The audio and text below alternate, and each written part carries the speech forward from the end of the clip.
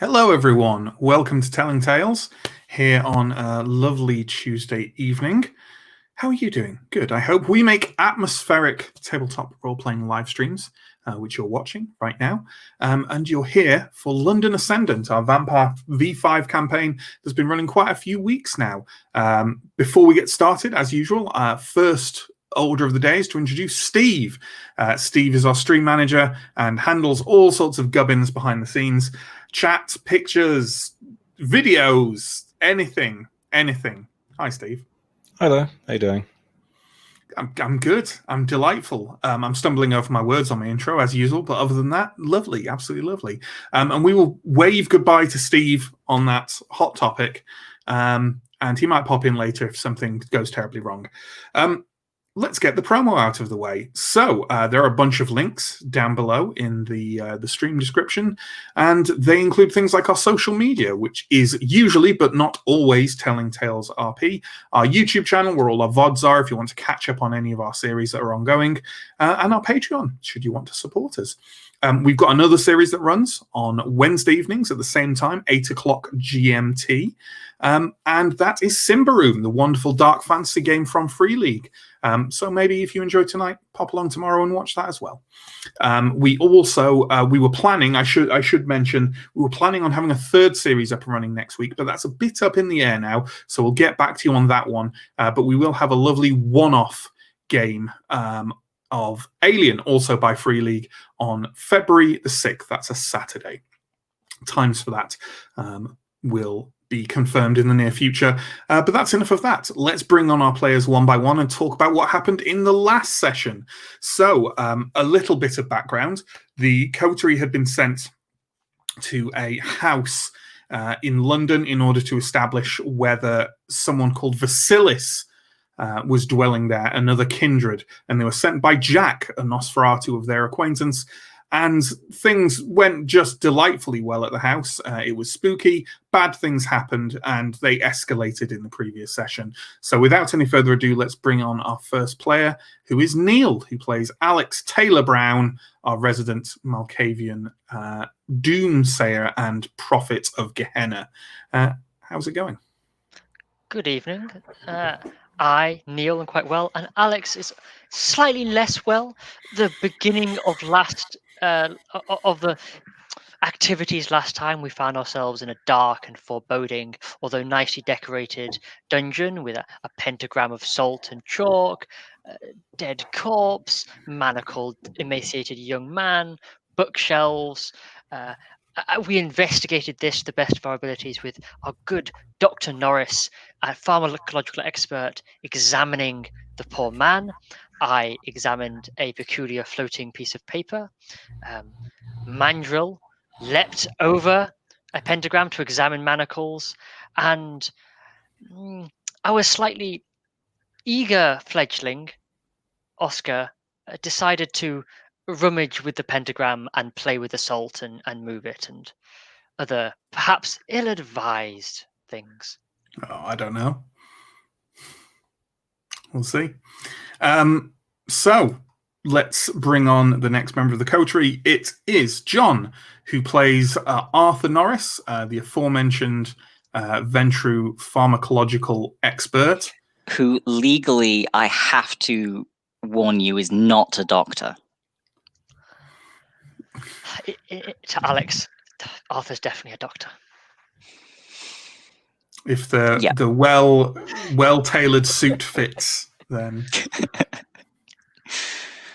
So after ransacking the secret cellar dungeon for all it was worth and valiantly liberating the poor young man from his bonds in a story that will end only happily, we started to make our escape, sneaking quietly up the stairs, when we heard a sports car, or a fancy car, pull into the driveway. We tried to run for it as fast as we could, some of us giving slight suggestion to our mortal friend and earning a stain in the process. Apart from Oscar who sadly panicked, ran in the wrong direction, and ran out the front door right into the returning kindred that we were trying to avoid. Absolutely. And at this point, let's bring in our next coterie member, Justin, who plays Mandrel, our Nosferatu Haven expert / architect / craftsperson. What happens next, Justin? I think everybody managed to scramble up the stairs, and then we weren't quite sure what to do next, because there was this, the person was still outside the front door, and our only exit was kind of on top of them through the window. And so first, and Oscar, I would point out as well that they weren't alone, were they? They weren't alone. They were several kind of like desiccated corpses, animated desiccated corpses, had burst through the floor and were pursuing us with speed. So so Oscar bravely went first and kind of like body flopped out the window. Then I grabbed the emaciated human and dived out of the window with terrible success, and got a bit freaked out how close I was to this enemy vampire, and threw the living person who became a corpse in the action of being thrown at this other vampire, missing, smashing their body against a tree, I think, and the others followed suit shortly after, just carefully making their way down the building's facade. And so that's kind of where that was going really, really well. Most of them were legging it, and I had some kind of weird mind melting thing going on. So I was freaking out, imagining that the Mandrel was stuck back in the study where she had been terrified of the voice in the study.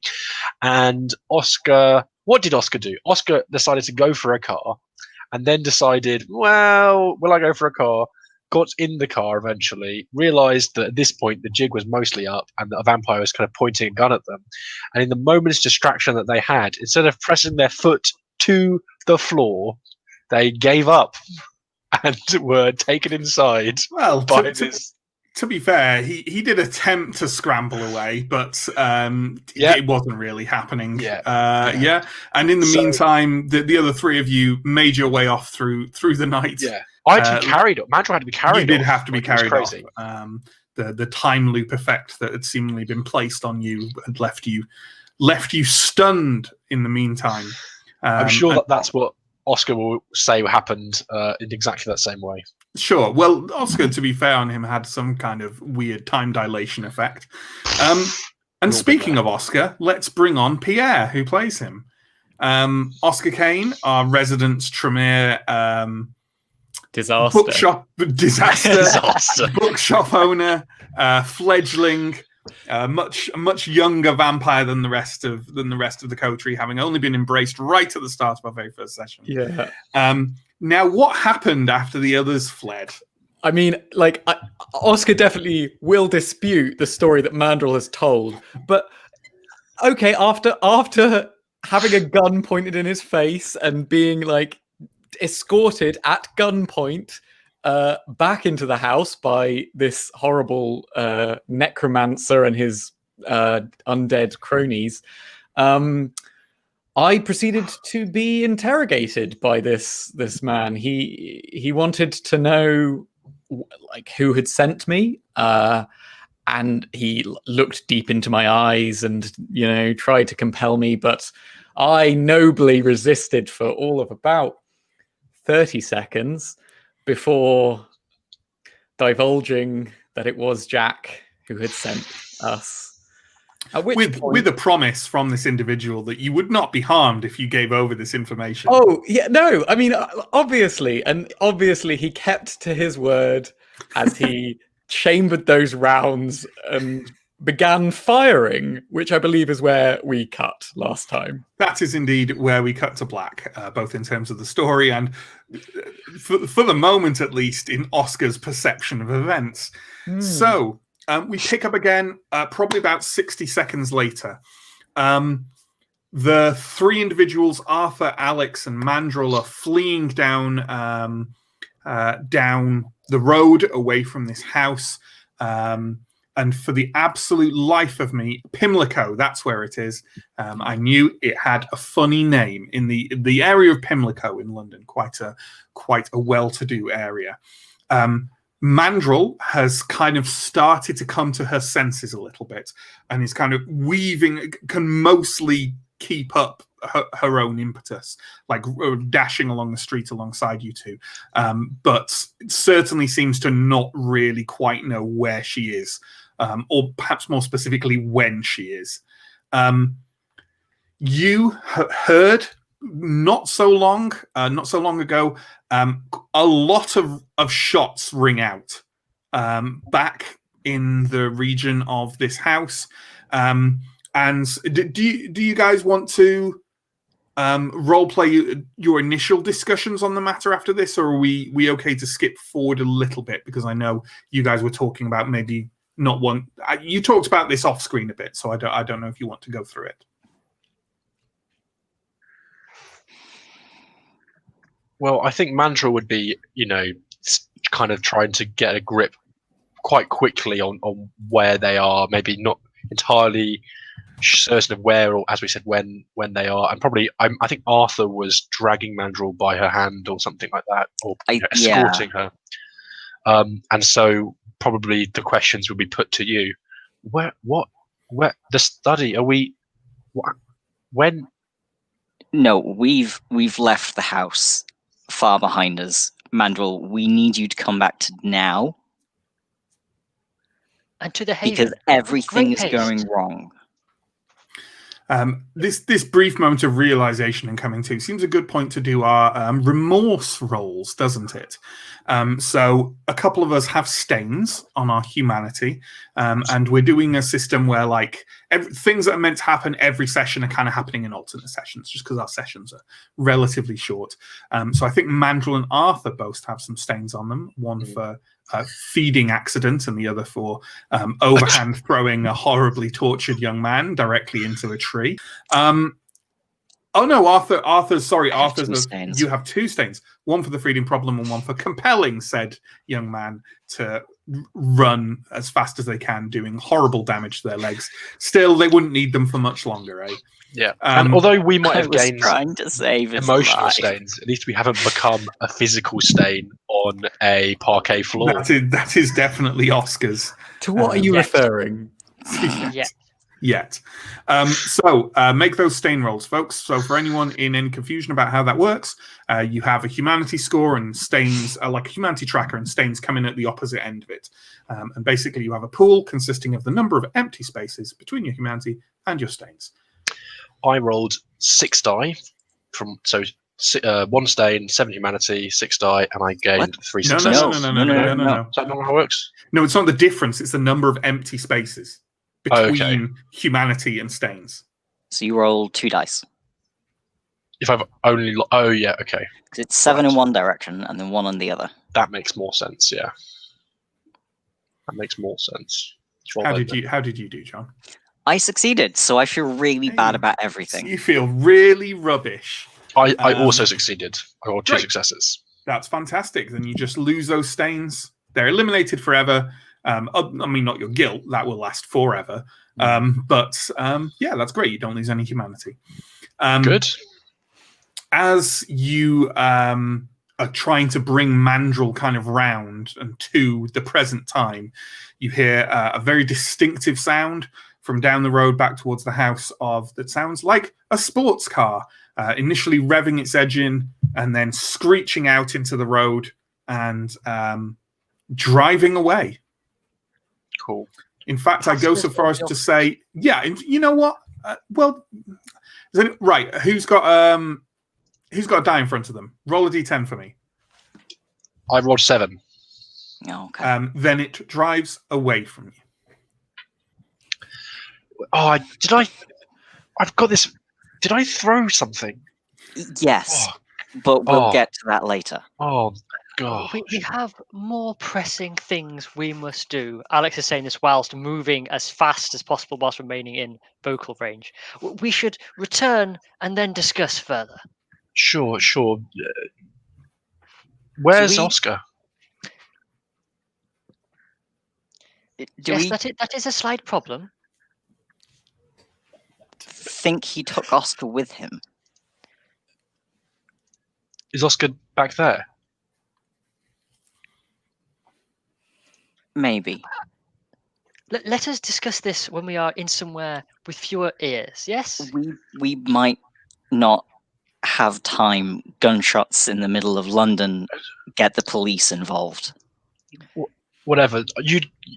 Alex, if you need to go, that's fine. Mandral's gonna start like shambling back towards the property. Alex is Like still kind of like heading- maybe like occasionally knocking against like the side of the road or a car or something as they're just like trying to work out where they are. That's absolutely fine. I am going to ask for a roll from everyone here, although I am aware that Alex, should you make the roll, I'm aware you are under a compulsion still at this point to flee and be somewhere safe. So it may not matter for you, but can I have a roll for everyone, please, on intelligence?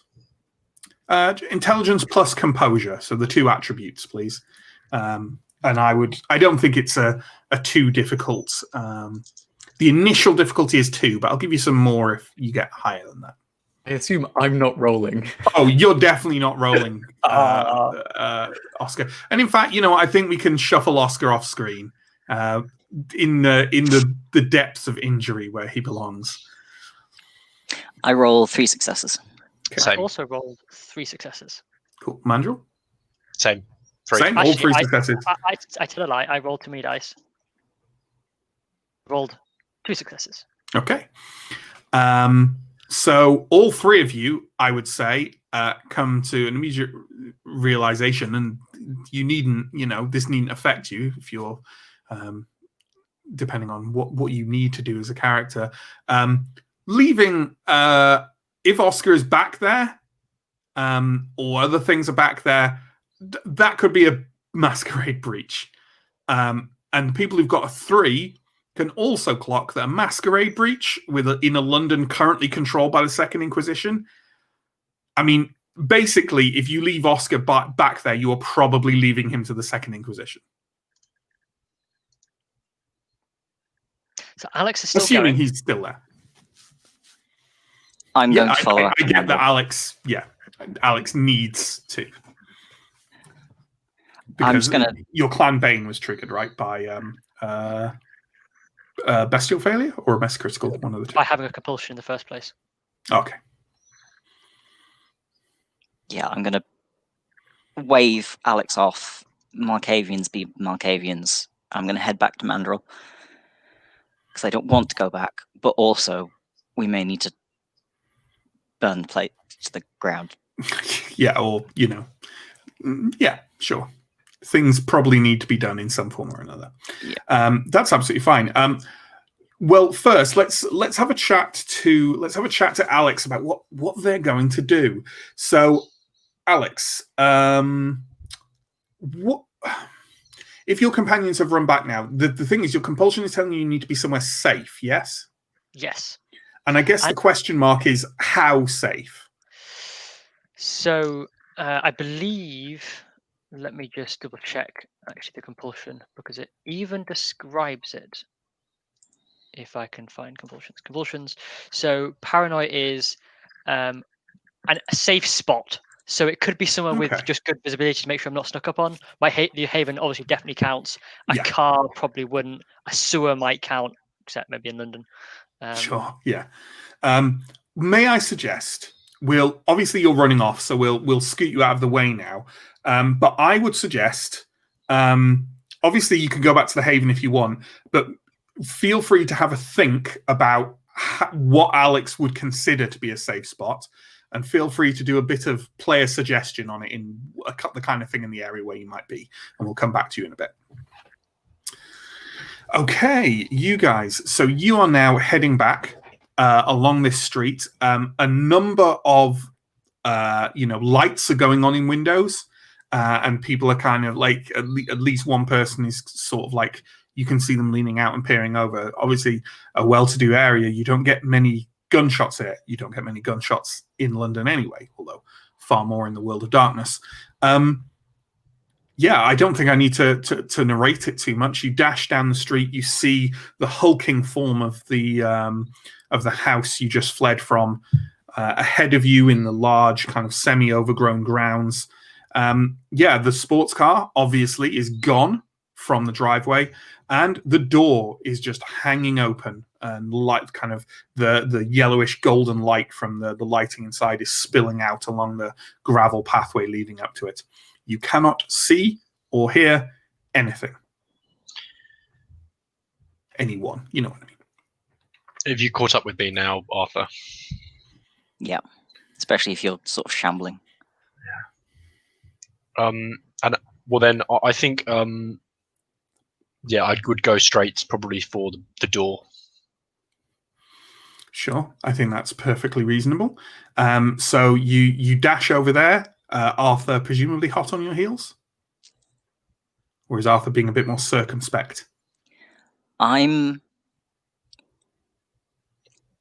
thinking about covering our tracks as we go, so I'm probably going to go to the wreckage of the corpse that was thrown against the tree and try and move it into cover. Okay, sure. I mean, there are some, there's some bushes nearby, but obviously if the police turn up, then they will find it. Yeah.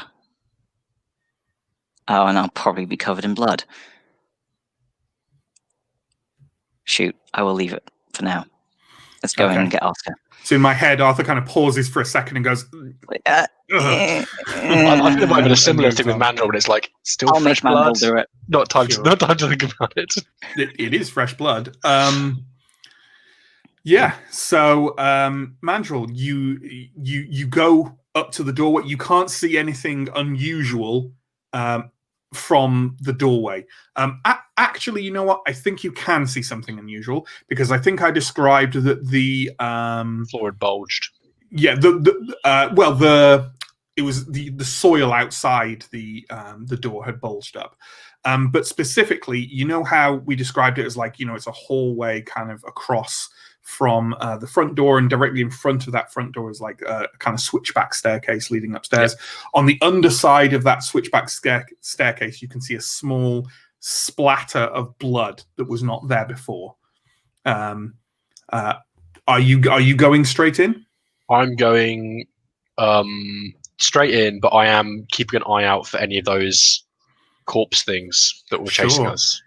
Well, let me tell you, you don't particularly have to keep an eye out for them. Because as soon as you go in, you can kind of get a vantage point to look down the stairwell that leads, as it switches back, it leads down to that basement room. At the base of the stairs is the dead body of Oscar Kane. You suspect he's not met his final death, but he certainly appears as a dead corpse.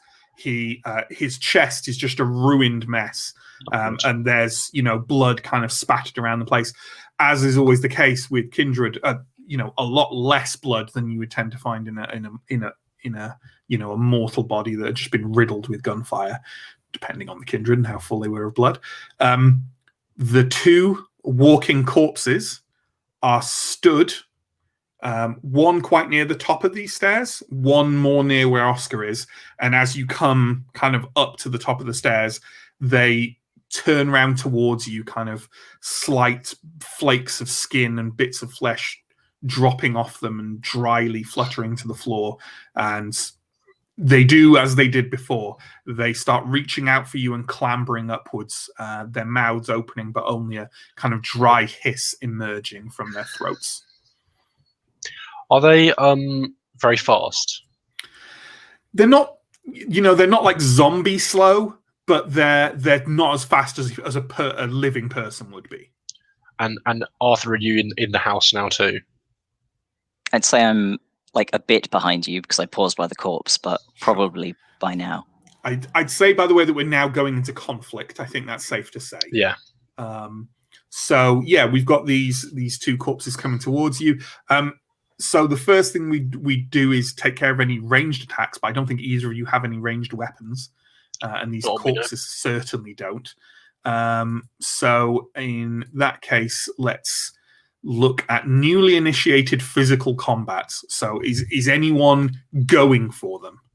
No, I think I'd pull back from the stairs, and then they're going to come. I think my thing is I think one of us should hide. I might say this quietly to Arthur, and the other one should lead them away from Try Oscar. and bait them out. Yeah, bait them out, and then the other can save Oscar. And I just might just kind of go. I can carry Oscar. Right, sure. If you get to the top of the house and out, I'll get Oscar out, and I'll see if I can set a fire. Meet you by the front door. All right. And with that, I kind of maybe hide in the kitchen or one of the downstairs rooms, like behind the door or something. Okay. I mean, they are coming for you.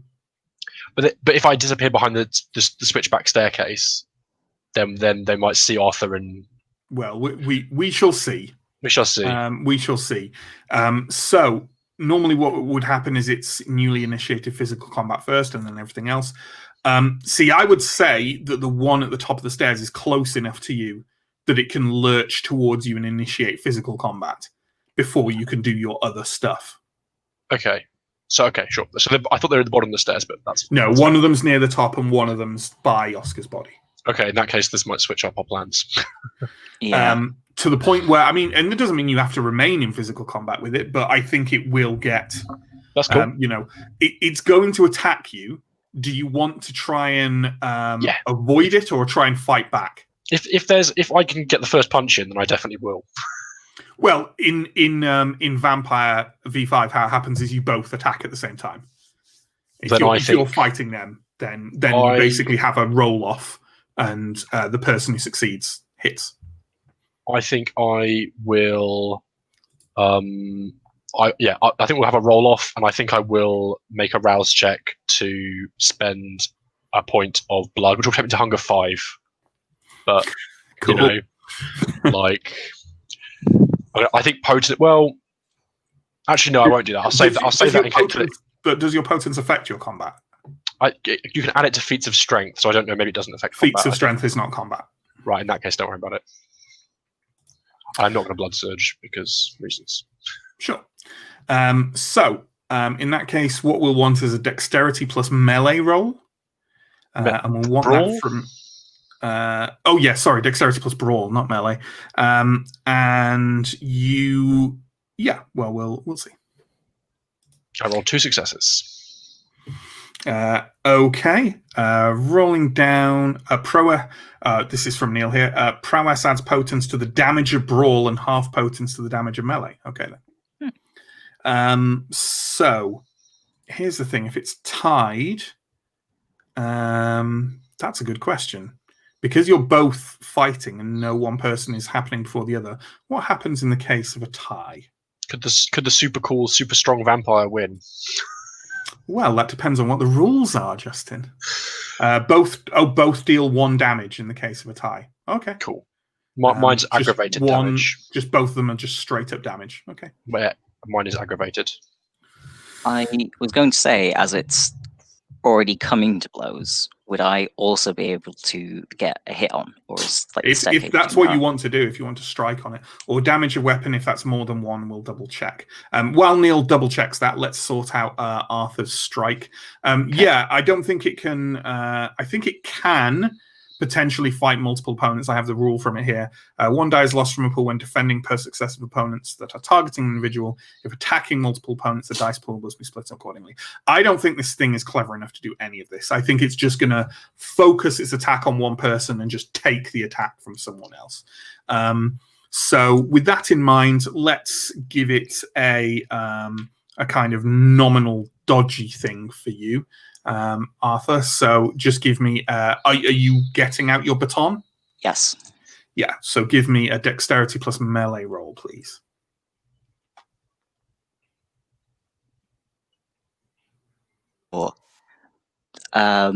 That is 6 successes. Yes, Yes! 6 successes. Okay, then. Two Six- normal successes and then 2 critical. Which Nice. Yeah. So 6 successes. Okay. So that's I determined that its sort of dodge effectively thing there was 3. So 6 successes will take you 3 over that. Oh, 1 die is lost from pool when defending per success. Okay. Per successive. Yes. Okay, I get it. So, sorry. You've gone 4 over. What is the damage of your baton? it's +2. Okay. So this is what happens. And we might adjust this slightly. I suspect that what's going to happen with your damage, Justin, is if your potence is added to it, my gut feel would be that it's the 1 damage plus the potence. And what is your potence? Well, it's 2, but I don't know if my potence is always added to it if I haven't done a Oh rouse check. no, you'd have to activate it, I think. Yeah. Yeah, So I haven't that's activated fine. it. Yeah. Then you're basically, this thing comes up the stairs towards you. You're wrestling with it and kind of like battering against the side of the balustrade of the stairway and trying to get a grip on it. It gets its crumbling hands around your throat, which obviously isn't a particularly good place to attack a vampire, but it's still, you can feel like your windpipe starting to give as it crushes you with inhuman animated strength. And at that point, there is a very loud clunk and crackling noise, and its head just tips over to one side, and a spray of dust erupts into your face. It kind of arches its back. There's another odd, dried out hiss, and it just starts tumbling down the stairs. And Arthur is stood there with a baton. You guessed that part. Thanks, Arthur. That's really helpful. Well, I suppose we might as well take care of the other one. Yeah. I'll give you a moment. So with its action, the other one is clambering its way past the falling body of its brethren and is coming for you. So you absolutely get the chance to do that now. Cool. And let's do some rolls to Now attack. watch it go really badly. Yeah, I can't wait for my I'd say it can see Arthur more clearly, so it's actually going to come for Arthur this time. So, Arthur, let me know how many successes you've got with your dexterity and melee. 2. Okay. Well, in this case, it's a draw like it was with Justin then. Justin, how did you do? I rolled 1 success and 1 bestial failure token thing. Okay. I don't think this will count as a bestial failure because it's just like, I mean, technically you have failed, but it's an opposed roll. I'm not sure how that would particularly work in this circumstance. Steve or Neill, feel free to comment in whether that would count in an opposed combat roll like this. But either way, the damage of this is clear in that I believe Neill last said damage of weapon if it's more than 1, and the damage of the shock stick, the shock baton, is 2. Yes. Mm-hmm. So yeah, as it comes up towards you, it gets kind of a really good thwack across the shoulder, and you kind of knock its shoulder out of joint, and it flails with that slightly dangling arm and clubs you across the side of the face. If you were still alive, that would definitely leave a bruise. So Arthur, go ahead and take 1 superficial damage, please. And Mandrel should have taken 1 for the previous round as well. Yeah. Neill says can't find as to whether it's just 1 plus weapon damage or weapon damage. So asked in rules Discord. What we've done is fine for now. It absolutely is. These aren't horrifically fearsome opponents. I mean, they are, but not statistically. So we can only 1 vampire a year dies in mummy attack. Absolutely. So we will happy going through to the next round. Are we carrying on the combat with this thing? Yeah. We're gonna keep rolling those 4 hunger die. Yeah. So it's going to carry on going for Arthur. I don't see why it wouldn't. So give me your roll for carrying on thrashing at this thing with your shock stick. I got the same result for last round as well, by the way. 3 successes. 3 successes, so that is a success. So that's a +3 on what it did. And it had, how many damage did we say it took last time? 2, I think. I think it took 2. I thought we did 1. Oh no, plus no, because you got the because it was your shock sticks damage that we decided to use. Yes. You kind of make your way. You're starting to make your way down the stairs now, kind of like you're a fencer, right? Yes. That's Arthur's why he's got good melee. Yeah, you're fencing it with the shock stick. It's certainly long enough. It's an extendable baton, and you're kind of like nudging it back with a crackle and a spark every time you do that. And whenever it comes through you thrash it across the face, and it's slowly kind of like half tumbling, half walking backwards down the stairs. And kind of every time it bashes into the wall, a bit of it kind of comes off. And scrapes along, the walls are covered with scrapes of decayed skin and bits of desiccated flesh. Good stuff. Tough, man. Mandrel, so sorry, did you say you rolled 1 again? 1 success and a bestial failure. A bestial failure, yeah. Yeah, I'm hungry. We're just going to go with this, that unless someone puts anything contradictory in our private chat here, that the bestial failures in this circumstance... let's not bother with working them. That might be wrong, but it's fine. Okay. The thing is, it genuinely seems to be on its last legs, literally, and it's kind of standing over Oscar's body now, and you've kind of beaten it back to this basement area. Are we doing anything different, or are we going for just the same again? I'm not even going to bother trying to hit it anymore. I think Arthur's got hold of this. Right. Well, you know what? I think this is our first time, and I think it's the correct number of rounds. But there's a concept in V5 called 3 and Done, which is copied over from some other stuff as well, which is you see how the general conflict goes over 3 turns, and then you just narrate the logical conclusion from there. And I think we can safely do that as Arthur kind of steps forward. The thing doesn't have a guard, but if it did have, you'd be ducking under it. And with a kind of uppercut, you slam the shock baton under its chin. Its head rocks backwards with a sharp crack, and it collapses to the ground.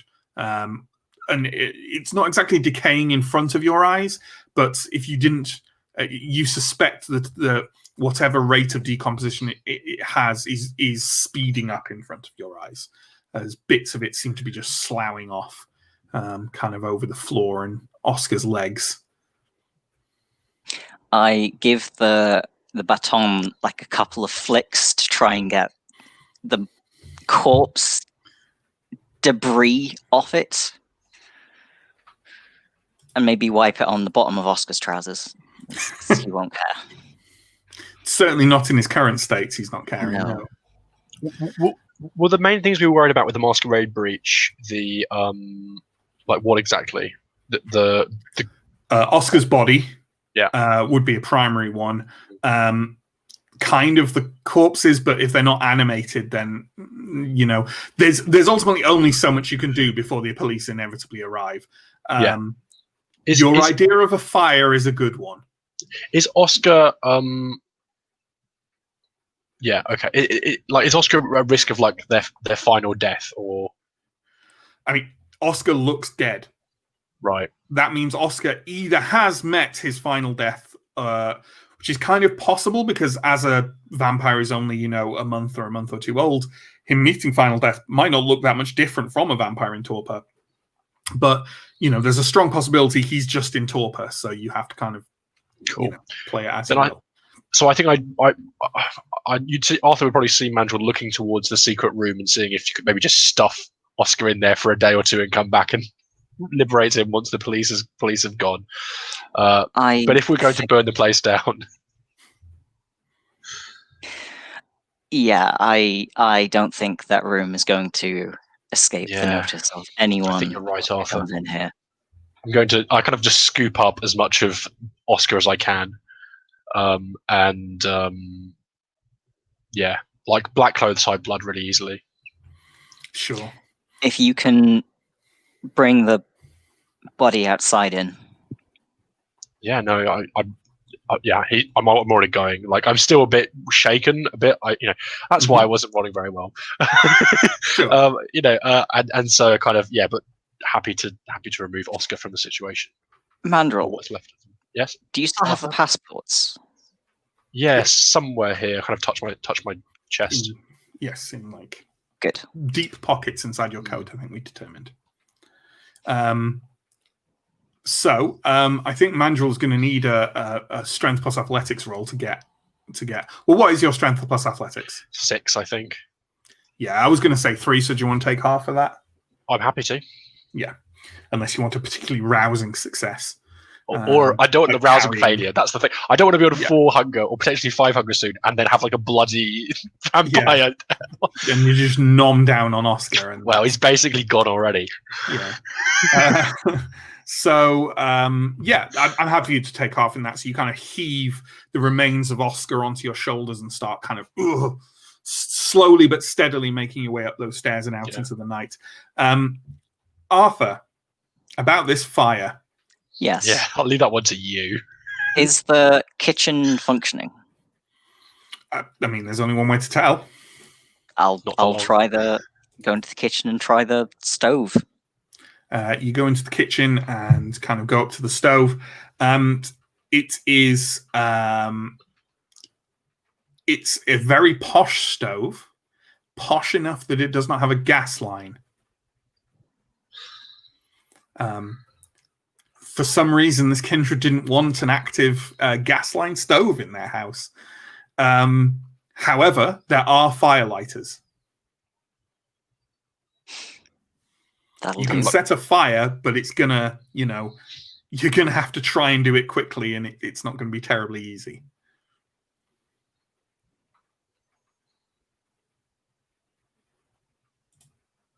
Do you want to do that? Yes. Okay.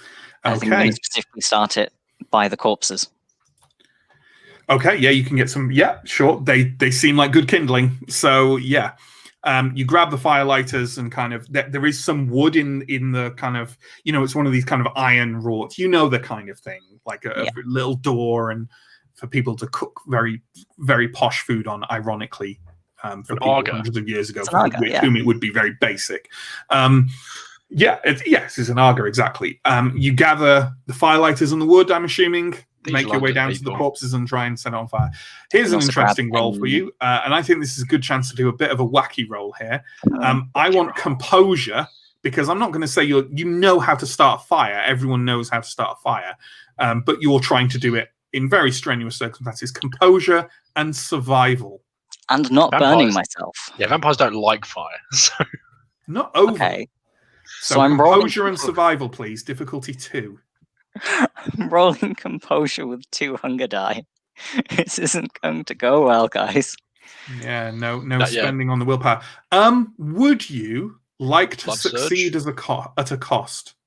Well, I still have 1. I'm rolling 3, so there's still a chance of succeed. Sure, but you have to agree to succeed at a cost. With the knowledge that Neill may tell me this isn't right, I believe the agreement to succeed at a cost must be made before the roll. That is true. Neill is shouting blood surge in the comments. Neil is shouting blood surge. But Neill is always shouting blood surge. What's your hunger at? 2. Yeah, just spend that hunger, mate. Yeah, because it's so easy for me to get food.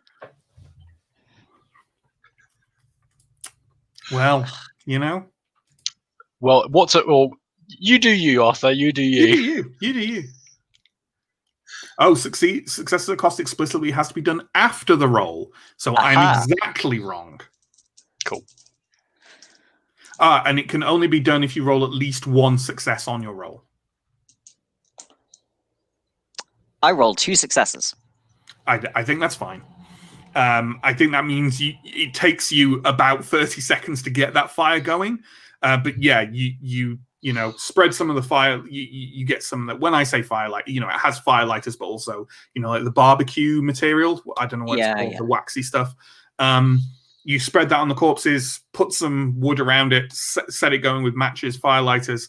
And I mean, that corpse goes up pretty quick. Oh, yeah. And before long, the fire is starting to spread to, in fact, very quickly goes to the other corpse. Remember the big wine rack that had toppled over? Yep. That goes up. As it does so very quickly, a bottle on it explodes from the heat.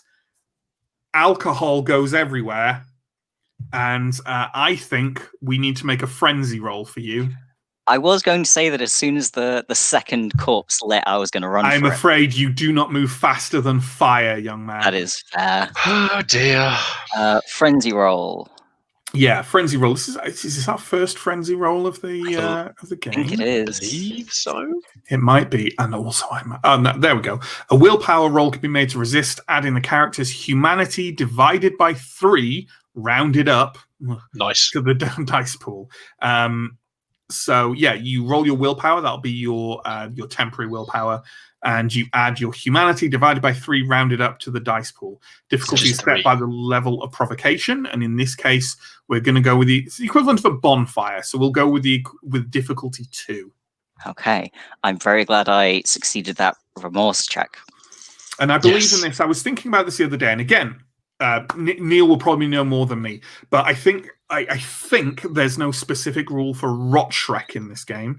Rot Shrek being the effect in previous editions of basically fear of fire and sunlight, like a primal fear that vampires have. I think it's basically just folded into frenzy, though, and the kind of frenzy you have is indicative of Yeah, Rot Shrek. Neill seems to agree. Yeah. So I'm not rolling this with hunger dice, right? Or do I? No, I don't think you roll hunger dice in willpower rolls. That sounds right. It sounds right, doesn't it? Oh, Yeah, checks.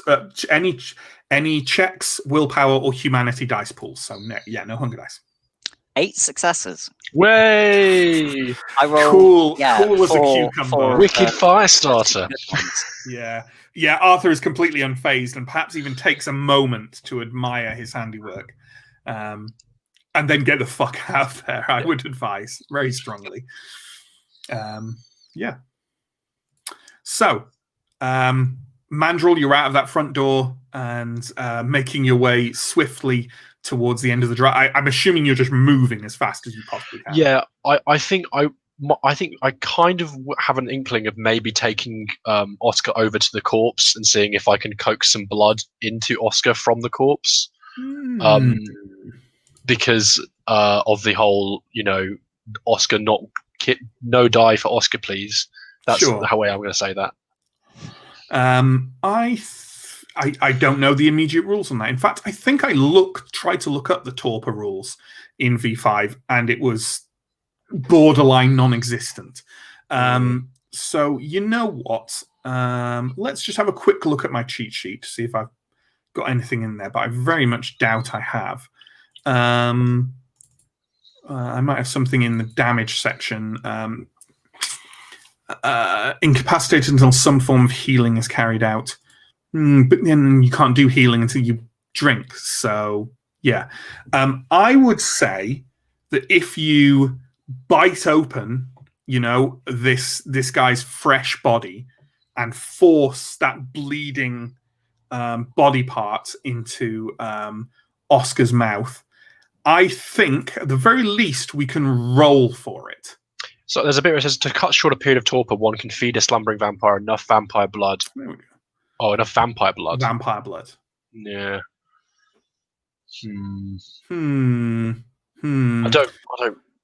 I don't really have. Well, if I can, I don't know. Is it ridiculous to feed on the vampire such that I have enough blood to feed Oscar, or is that just a circus of blood that is not worth doing? It has to be vampire blood of higher blood potency than theirs. Which wouldn't be yours anyway. Okay, well, however, Neill is coming up with more information here. However, you guys get to watch us be informed in real time of this. How exciting. It's also worth saying, while Neill is typing, that there's an errata about the frenzy roll that I should have rounded down, because earlier editions had rounded up, but it currently... You might have only got 7 successes then. Oh, no. Yeah, if they enter torpor due to damage, they exit it if they restore themselves fully. Okay, so we could actually do something with this, couldn't we? So as long as we give Oscar enough blood to heal his damage, he can rise. I think alongside those. And certainly and I know I keep kind of slavishly going back to previous editions, but with these kind of question marks in V5. But it's what I know, and I'm going to do it anyway. I'm going to Sure. do it anyway because Mandrill doesn't know Absolutely. about the rules for torpor. I And think so, that's fine. as long as there aren't currently sirens blazing, and as long as I'm trying to do this with the minimal amount of masquerade breach, Sure. that's what I'm going to do. Sure. You know what? This is this seems like, as Neill has pointed out, and I think this is narratively convenient, and I like the framing of this. So let's bring Pierre on after a long absence. That means Oscar's not properly dead. Properly. Did you Correct. miss I me? mean, he is dead. And you know what? Let's and this, I am aware this is fudging the rules. I'm aware this is fudging the rules because he technically couldn't heal this aggravated damage now. Oh well, or can he? Because if it's 1 per night, sure, we'll just fudge it here. We'll fudge it here. For the sake of having another player actually active, you know. But he might not make the roll because I'm going to ask him to make a roll. Who can say? Oscar, can you make a willpower roll for me, please? Sure. No hunger dice. One thing that I Which is good thought for might you. be, yeah. Sorry, you were saying. Sorry, which type of roll was it? Willpower. Okay, so I think I have 5 willpower. So is that 5 dice? Yes, it will be. Don't forget, it's your current willpower, not your full willpower. Should you have lost 4 then? Okay, and my hunger is 4, and the difficulty was You do not apply hunger dice to willpower rolls.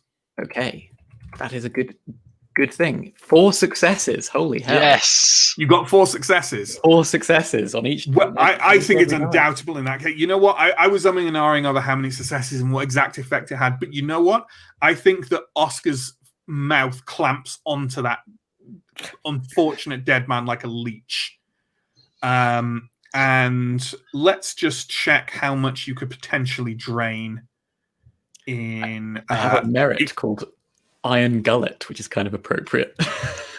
Okay. What does Iron Gullet do? Does it allow you to drink It's- faster or anything like that? No, I think it's to do with drinking from cold blood.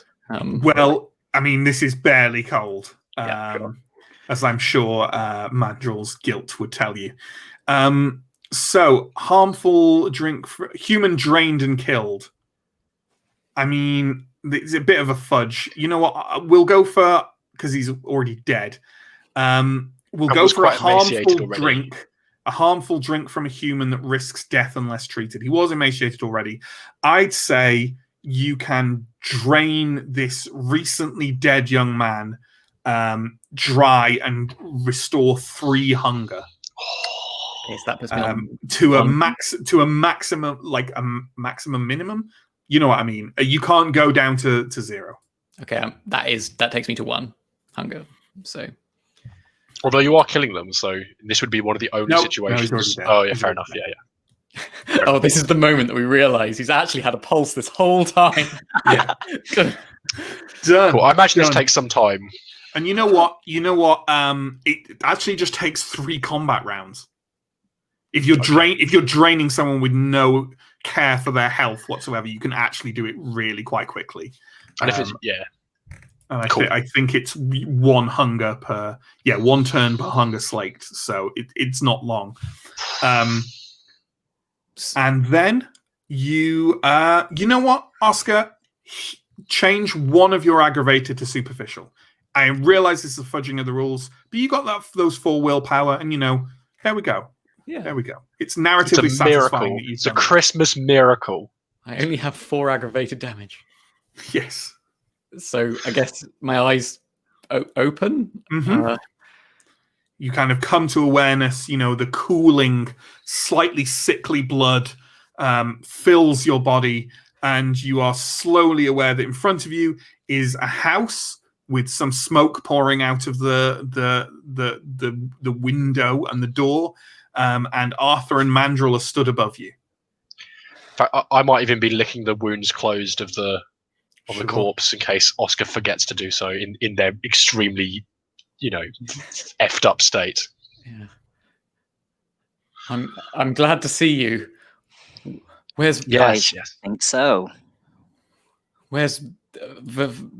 Vasilis? Where? Yes. We have no idea. No time to answer questions. Time to leave. Agreed. Mandrill, can you Oh put yes. Thank Where's you. Alex? You can say this from on my back. Oh, I meant the Body. the body. The body. It's a weird BDSM cult house that went wrong and they burnt the house It's down. drained of blood. Oh shit! Can I chuck it into the fire? I was going to Is that make you bad? roll. You can absolutely. It doesn't weigh that much, and you can absolutely heft this unfortunate young soul's body up, dash over to the front door, and just heave. Yeah. I'm fine with you doing that. Heave And the body into close the the burning door. building. Sure. Yeah. Putting firefighters at risk of backdraft. One stain. No. And it wouldn't be because the open window. Anyway, so I take it you're fleeing off into the night, presumably in the direction where Alex went. Yes. Okay. And speaking of Alex, why don't we bring Alex on, and we can see where Alex has got to, and then we can determine whether we need a bit with Alex on their own or whether we can just kind of convene. Well, that depends. The best place, from my brief amount of research, I mean, based on Alex's intimate knowledge of London as a resident there for many years, the Tate Britain is between Pimlico and Our Haven. And that seems like an area that Kindred of the Centuries might have somehow encouraged nighttime exhibitions. And if that was still open as a legacy of their long patronage, that might be a safe place. Otherwise, to the Haven it is. You know what? That's a nice idea, and I like it. And I'm going to say yes. Before we proceed, though, Steve, could you try bringing Neill in and out again? Because there's just a bit of a disconnect I'm getting on between the cam and the sound. I'm getting that as well. Yeah. If it's still there, it's not a deal breaker. Is this any better? It is perfect. Lovely. Great. Okay. So did you happen to look there how long it would take you to get to the Tate?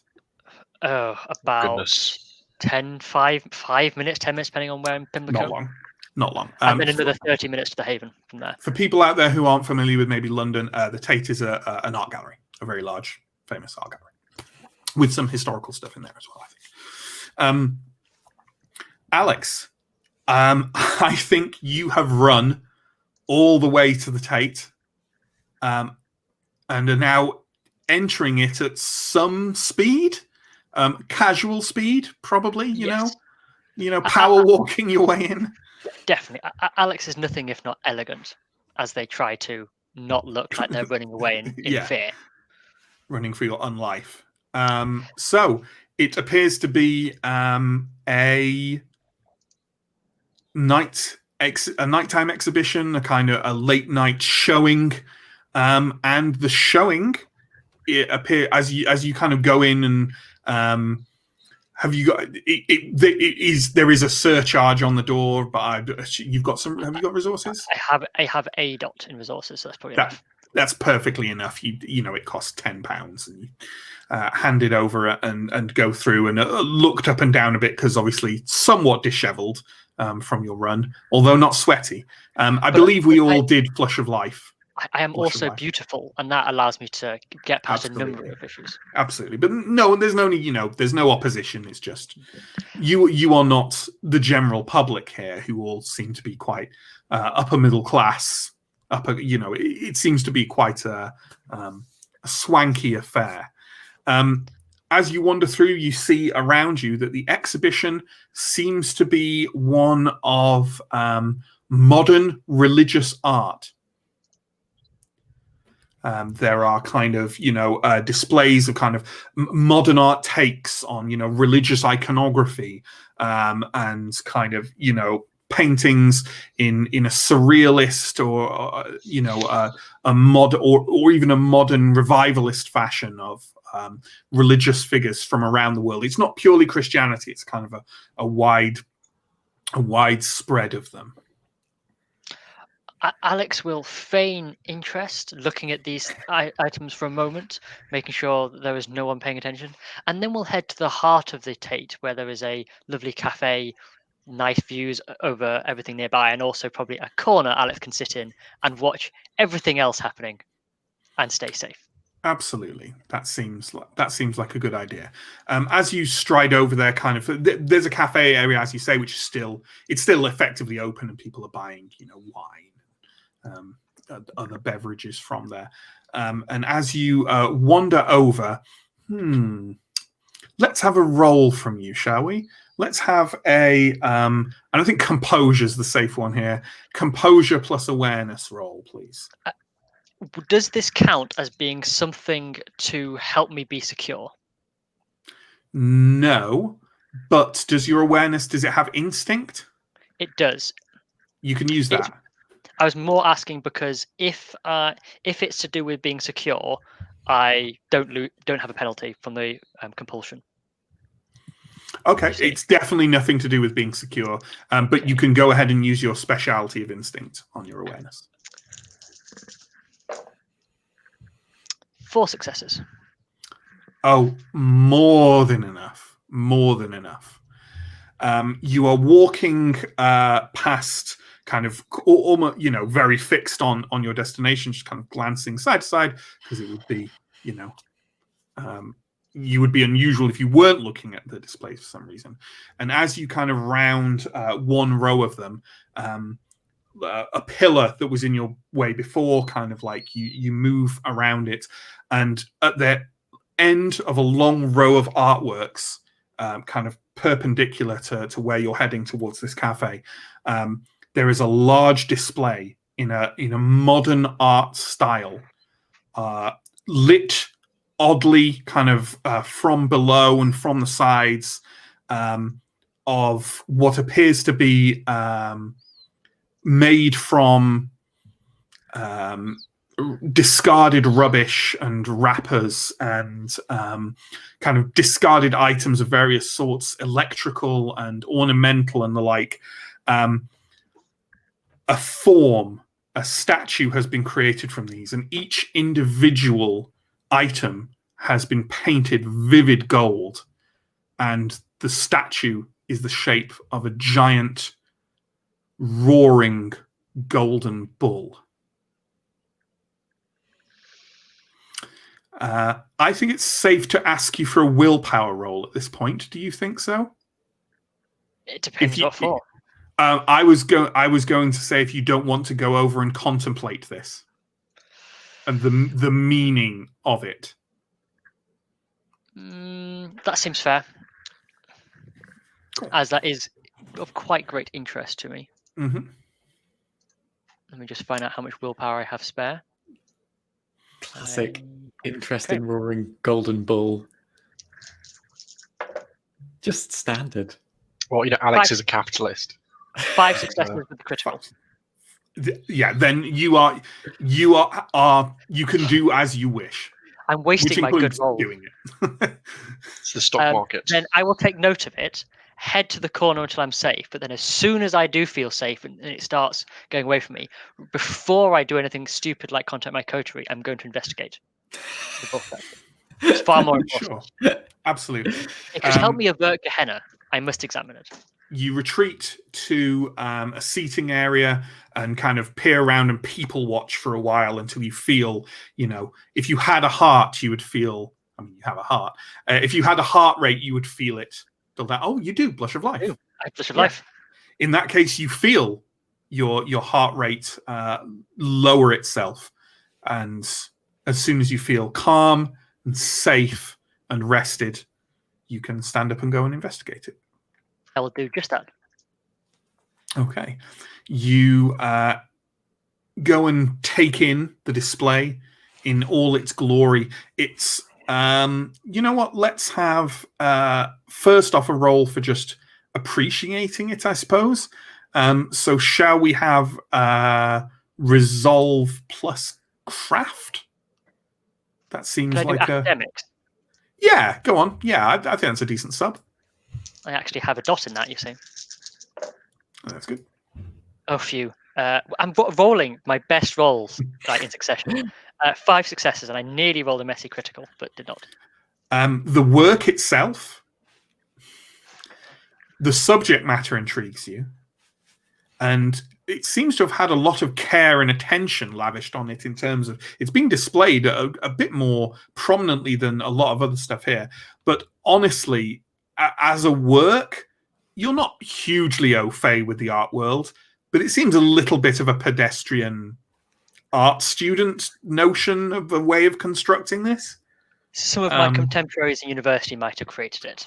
Yeah, absolutely.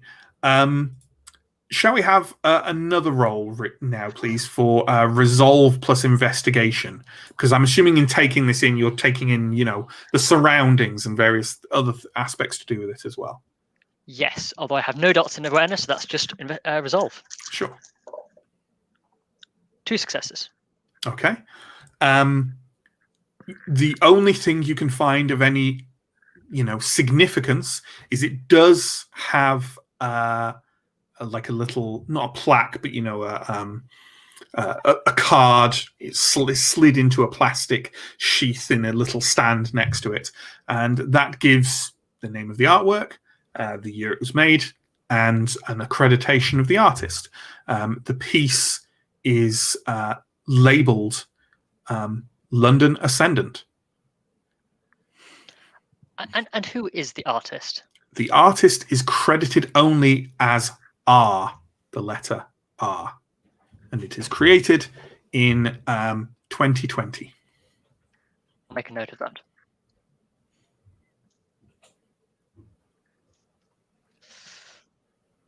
Righto.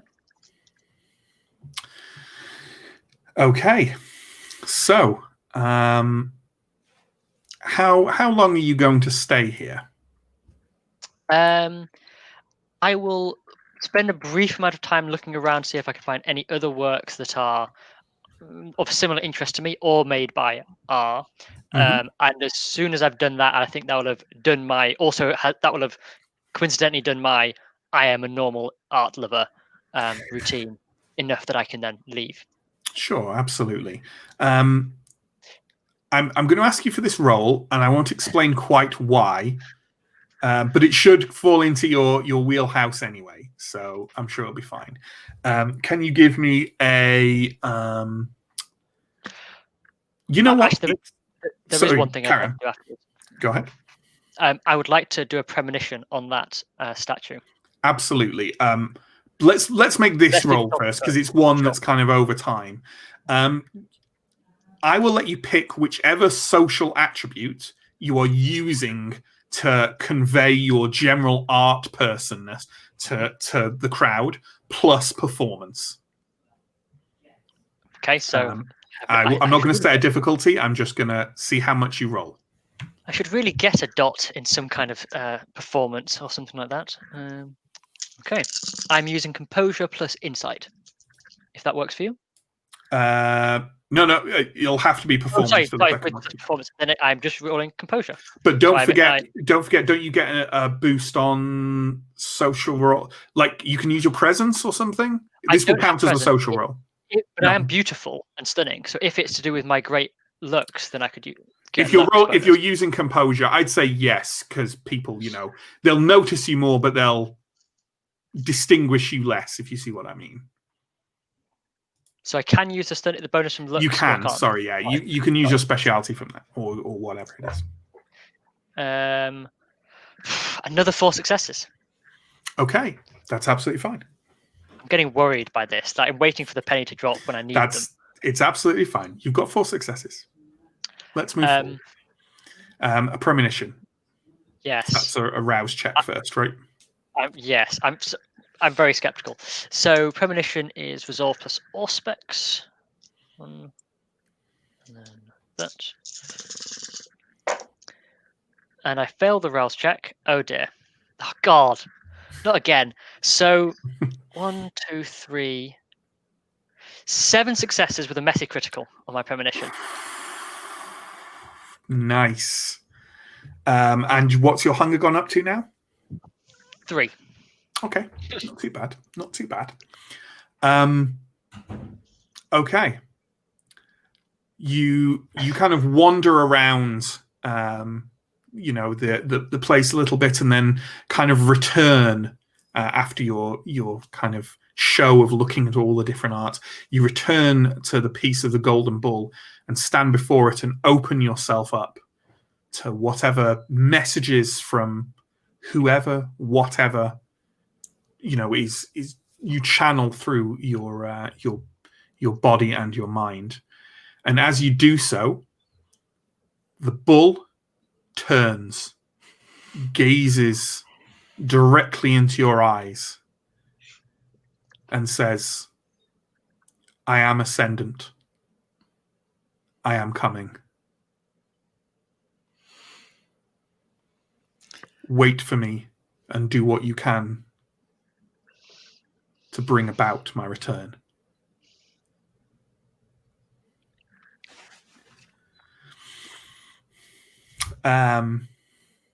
Let's leave Alex there for a short while The ominous. and hop back to the others. Cool. So, are you guys heading straight back to Down Street? I would assume that is the case. Right now, Oscar is covered in gunshot wounds and blood. Mm-hmm. Yeah. Yeah. So we're gonna get Oscar probably into a sewer or something, and Are you going to do that in Pimlico? I think maybe, yeah. Okay. I think I agree with you getting Oscar away. Or maybe not somewhere, like, he's... No, but I'm going to say Mhm. you take care of Oscar. I'm going to try and find Jack. It's a good idea.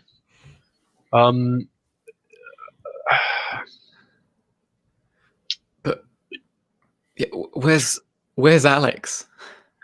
He's Somewhere. gone a bit funny. You don't know the half of it. They'll turn up. It's. Okay. Don't worry about it. Maybe. Yeah. We should get off the streets. Thanks for coming back. What's the quickest way? I'm sure somebody must have called the police. I think like You can I indeed think- hear sirens. yeah, Mandrill just wishes there was something I could give or say to Arthur that would help find Jack or deal with the situation, but with nothing that I can think of that would be helpful.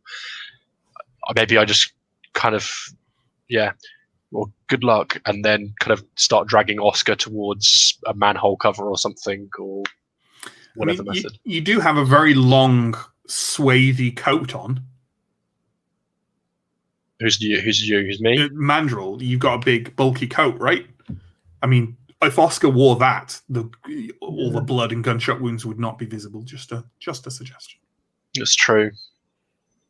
I hadn't thought of. I can't remember what. I didn't, maybe I can't remember Mandrill having a coat especially, but maybe it is in my character description. Well, I hope so. Otherwise, all those passports fell out a long time ago.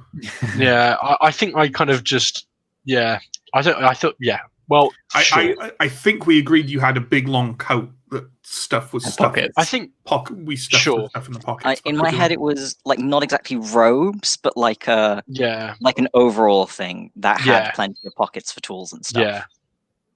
Okay. Okay. So effectively the same thing, I guess. How about if we can find a place where I can hide? I'm conspicuous.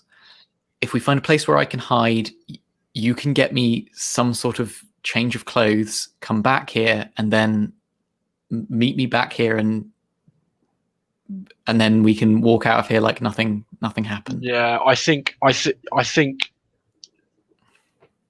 Arthur, I think we'll handle this on our own, but I think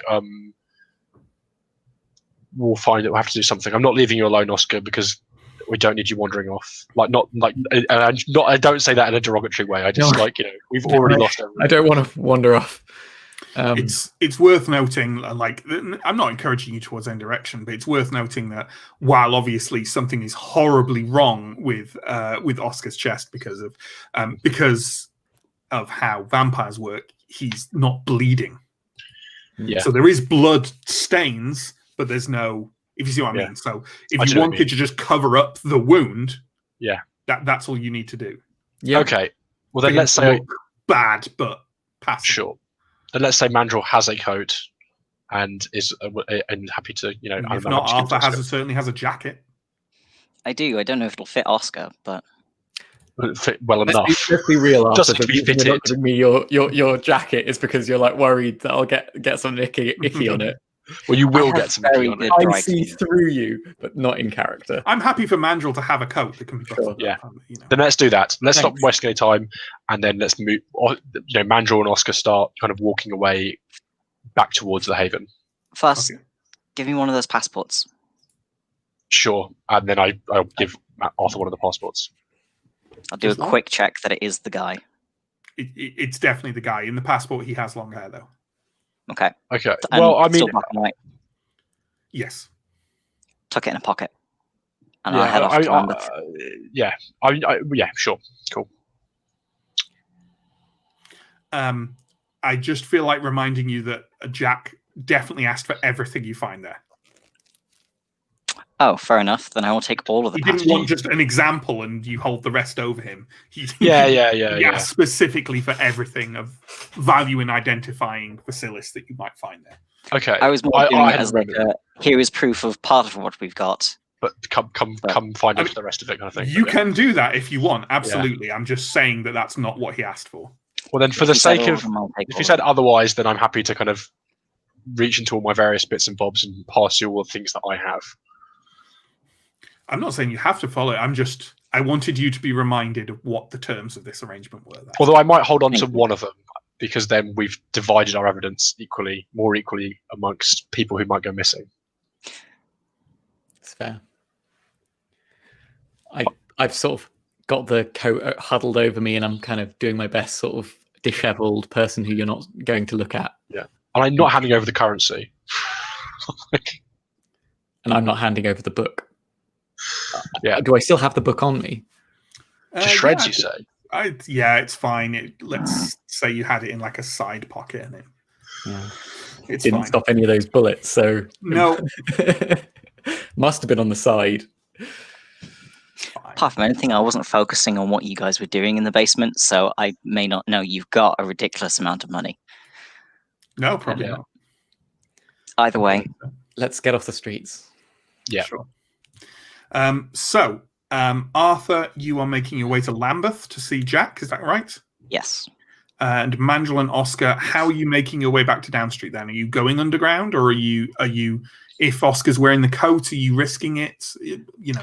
As Definitely. soon as- Yeah, I would think that once we get to kind of familiar territory, then we disappear underground where we know it better. Familiar territory being Mayfair. Yeah, maybe. Yeah. As soon as Arthur's away from us, I would be like, we don't know what the territory under Pimlico looks like in terms of people. You're right. It's worth noting, by the way, should I ask you to make any rolls, Oscar, that you are impaired? So all your physical dice pools are reduced by 2 until the tracker is no longer full. However, because you converted that last aggravated to superficial, if you want, you can now heal with a rouse check and get rid of that one superficial damage, and then you will no longer be impaired. It's up to you. Okay, yep. I would want to do that. I think this is how it works, but I could be wrong. Cool. So I make a rouse check. Yes. Okay. So my rouse check was a success. So your hunger doesn't increase, and you can knock that superficial damage off the end of the thing. I may have done that wrong, but we already fudged the torpor thing once, so I'm fine with fudging this as well. Aggravated damage is going to be a lot more difficult for you to get rid of, though. To actually get rid of the aggravated damage, you can recover 1 level of aggravated health damage by rousing blood per night. So 4 nights so far. Per night. So I'm also doing Blush of Life for the first time tonight, and I passed my rounds check for like the 3rd time in this campaign. Absolutely. Great. Okay. Well then, Mandrill, Oscar, you make your way through Pimlico. You can hear sirens, both of police and of the fire service, but behind you, you made your way out of there quite quickly. relatively speaking. You have no idea if you were spotted by anyone in a significant way, but for what it's worth, you're away from there now. And it only takes you, I think we said it takes maybe 10 or 15 minutes to walk to Mayfair from Pimlico, something like that. A short maybe amount longer of time. than that. Yeah. Yeah, they're close. They're close to each other. You make your way there with a minimum of fuss. You know, Oscar has to kind of hobble along, somewhat damaged as he is. And once you make your way to Mayfair, you find an easy access to the underground there, and you slip down silently into the familiar tunnels under Mayfair. But that's enough of them for now. Let's get Mandrel and Oscar off screen. Arthur, so you're making your way to Lambeth. This takes a bit longer. Are you walking? Yes. Okay. I'd say you get there, and no one checked these times. It's probably maybe a 45-minute walk. You have to kind of go through this kind of the southern part of Mayfair near Buckingham Palace and cross the river to get to Lambeth. But you know the way. You know it doesn't take you too long, and it doesn't take you too long either to walk. I take it you're walking to where you know Jack's territory is, that kind of semi-abandoned industrial park.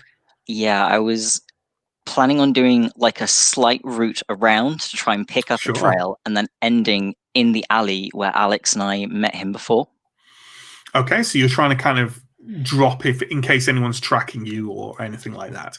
I'm just trying to make sure I'm walking somewhere that he will find me. Okay. Well, it turns out you needn't really worry about that. Because as you walk along, you're kind of walking along that street where you first arrived to hijack the van in his territory. And as you're walking along there towards that kind of industrial park, Jack kind of melts into existence, sat on top of a nearby dumpster. The street is empty. He's not... Well, technically he's breaking the masquerade, but, he jumps down from it, strides towards you and says, "Are you all that's left?" The others are fine. Ish. All right. What do you get? I'll start emptying out passports from the various pockets. He kind of snatches the first from your grip, feverishly opens it. I've got you, you bastard. Did you know he can resurrect the dead?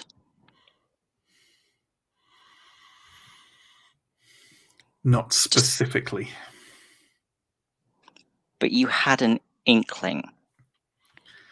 I know he's had various teachers. He's grabbing the other passports off you, like flicking through them. He seems to be taking in details from them. He tucks them away kind of in pockets and says, "Anything else?" Not that I have, but we haven't really had time to pool our resources. But you might want to know that as we were leaving, he sped away from his haven quickly, which might mean you need to find a trail to follow. He got a hold of Oscar. I haven't had a chance to ask Oscar exactly what happened while he was in the house. But Well, Oscar is very young. I suppose I have to assume that your little fledgling gave him my name. Knowing the warlock, would you say that's a safe assumption? I'd put money on it. His eyes close momentarily. He seems to be holding something in, and he kind of sweeps one gnarled hand through the quite full sort of. I think I described him as having kind of an ungelled Mohican, right? It's kind of hanging half over his face, like a kind of misfits devil lock, and he runs hand through it, grips for a second, and goes, "You get what you pay for with the people you hire, I suppose." He reaches into his leather jacket, hands you a thumb drive. I'll take it. I know your bosses will find out where you got that from, but please endeavor not to link it to me should the Second Inquisition come calling. We'll do our best. I'll gag Oscar personally. He sneers, kind of walks a few paces away, turns back and says, "Well, good luck. If I don't see you again, which seems likely, given, he gestures out as if to say London, and swiftly turns and walks down a nearby alleyway out of your sight. All right. I will turn around and head back to the Haven. Okay. Can we let's take Arthur off and give me Alex, please. Alex. Indeed. You come to in quite rude fashion as you feel someone's hand shaking your shoulder, saying, excuse me? How, given that I rolled a messy critical, how angry am I about being disrupted? Or is that? I'm covering your messy critical by the fact that you've fallen into a trance. Okay, fine. I'll just say, I assume he's shaking, or he or she is shaking me. She's bent over you because you're on your knees. Oh.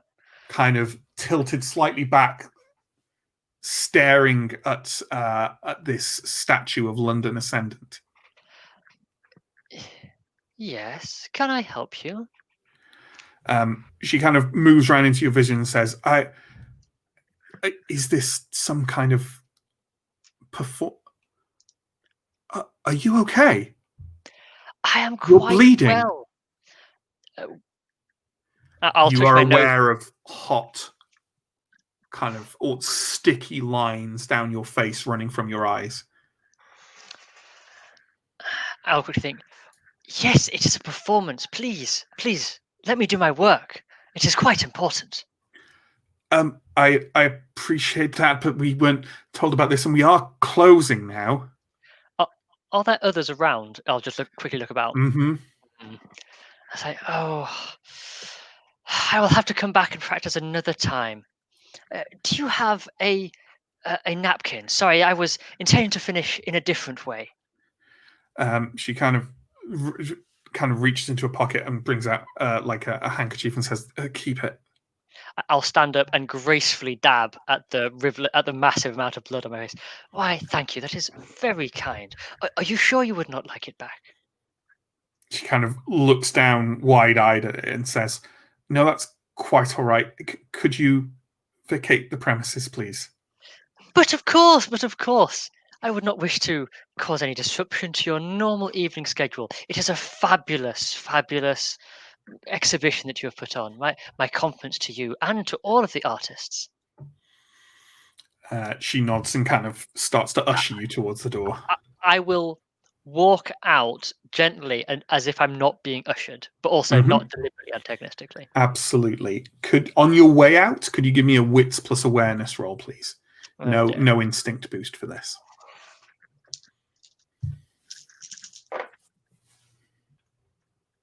Five successes. Okay. Above you, and kind of surrounding the display area is kind of, like a kind of glass and metal paneled balcony. On it stands a man dressed somewhat inconspicuously, jeans, black shirt, dark glasses. You don't place them. They're kind of very anonymous-looking gentlemen, clean-shaven, sort of short red hair. And just as you pass underneath them and out of the front door, you don't kind of see, you take them in and you just see them lift 2 fingers to their ear and say something into a kind of lapel mic. It is a gesture that reminds you of another encounter you had. I will continue as if I had not noticed and as if everything was fine until I am completely out of any kind of notice, and then move more rapidly and probably more stealthily if possible. Sure, yeah. Well, let's go ahead and see how successfully you do that. Go ahead and give me... Are you prioritizing speed or caution?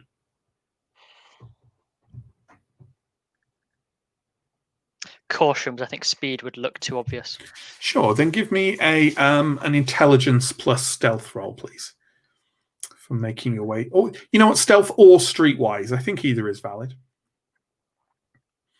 Of kind of creeping your way back towards Mayfair. And intelligence rather than anything like wits? Yeah, I think yeah, I think so. If you're being measured about it. What's the difficulty, if I can ask? No difficulty. I'm measuring success based on successes. I'm rolled 2 hunger dice and 2 successes. I'm being very lucky. Sure. You have no real clue of how concealed you were, but for what it's worth, you've attempted to make your way back to Mayfair without anyone taking notice of you or following you or anything like that. I realize that everyone is going to arrive back at Down Street at some form of staggered time.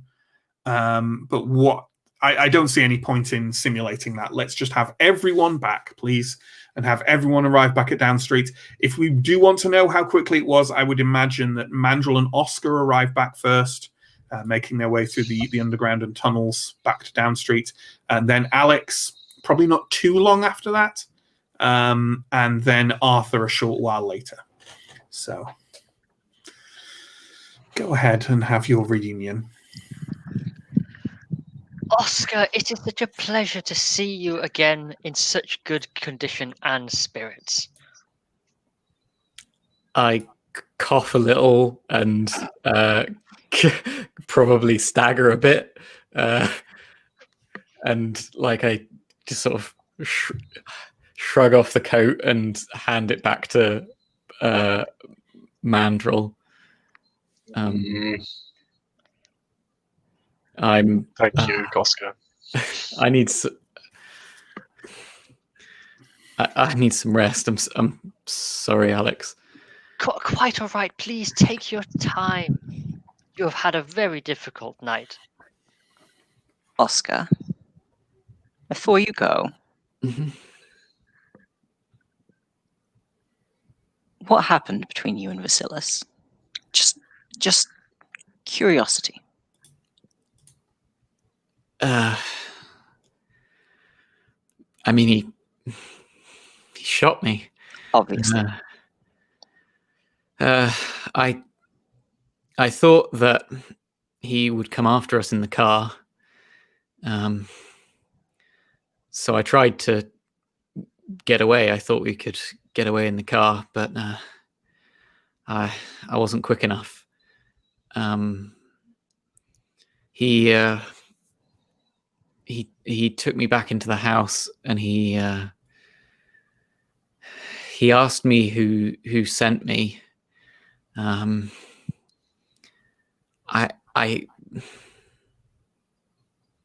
thought he could tell if I would lie, and he said he'd kill me, which now seems like stupid because look what he did. I told him about Jack. I said that Jack had sent us. That was the only thing he was interested in. I hadn't seen any visible note of alarm or anything up until that point, but when I mentioned Jack, there was some recognition there. I mean, I guess we know they have history, but seems like this person's very afraid of Jack. Have you seen? Did you find Jack? Did you meet up with him? Yes. He was... He held up his end of the bargain? Yes. I'll take the thumb drive out of my pocket and say, well, now we need to find a way to actually read this, yeah. as none of us have computers.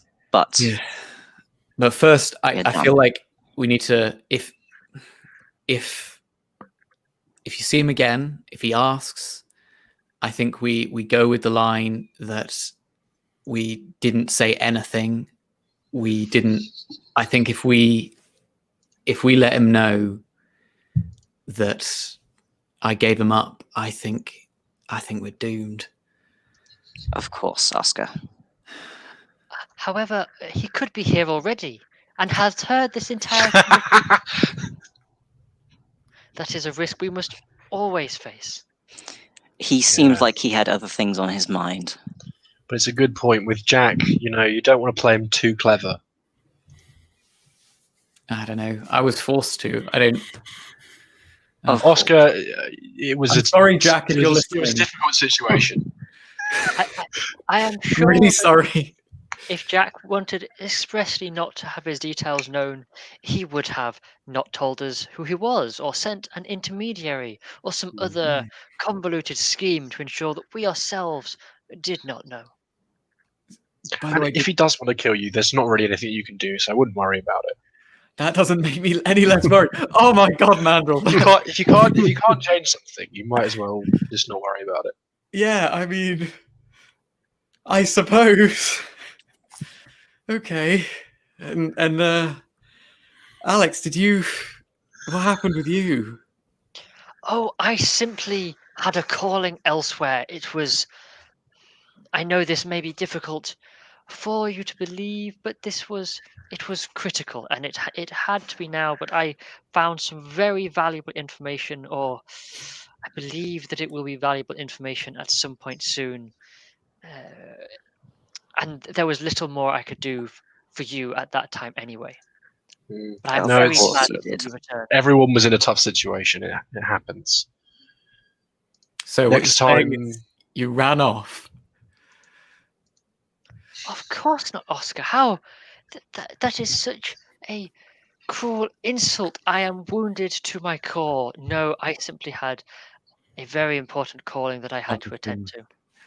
And that calling will remain nameless? Where's your thumb drive? For tonight, I feel that we have turned a corner, a page. Whilst this evening was most trying, and I walk out of the room. Jesus. We are indeed heading towards a darker or brighter future. I like the idea that Alex will just carry on.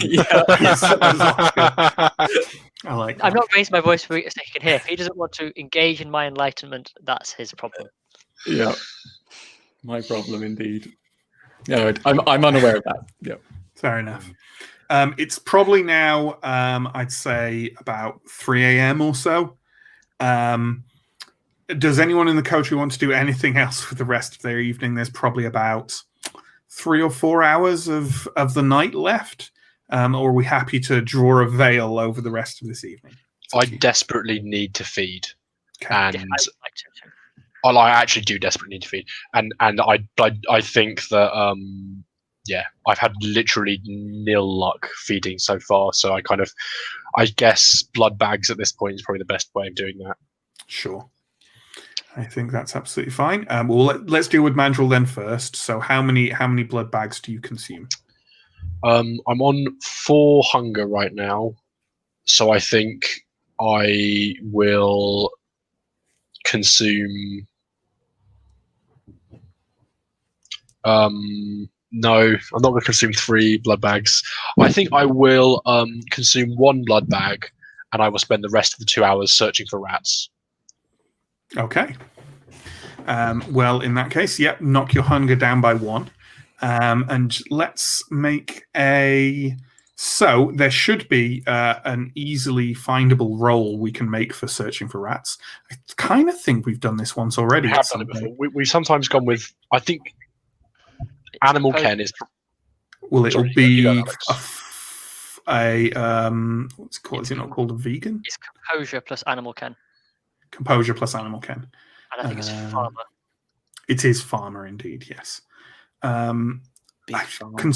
swear that maybe in a previous We did. I think version it was called vegan, before it was released. I swear I saw. It's page 307 if it helps. Vegan is a feeding floor Right. that you gain from being a farmer. Gotcha. So composure and animal ken, did we say? Yeah, I've only got 2 dots. I've not got nothing in Animal Ken, only 2 dots in Composure. So I think in the past we talked about using Animalism, but it wasn't a regular role, so it doesn't matter. I think the problem with starting to use that, it's like we talked about with the obfuscate. It's like people who've spent points in things to give them stuff for that. I agree that it seems like an oversight, but for now we'll run with it. So Composure plus Animal Ken, and I guess I've got to determine the difficulty of that. And you know what? It's going to be easier finding rats under Mayfair than it is finding. it's actually quite easy. Loads of rats. So, God, I swear I had the chart for. It's in our Discord. I think I shared it. What if I tell you I overrolled 1 success and 1 bestial failure? Will that help with making decisions? Well, you haven't got 1 success and 1 bestial failure. It depends what the difficulty is. You either got a bestial failure or not. That might help you decide what the difficulty is. Where is that chart? Sorry, Neill. It's page 308. 308. Lovely. Thank you. Gotta love some charts.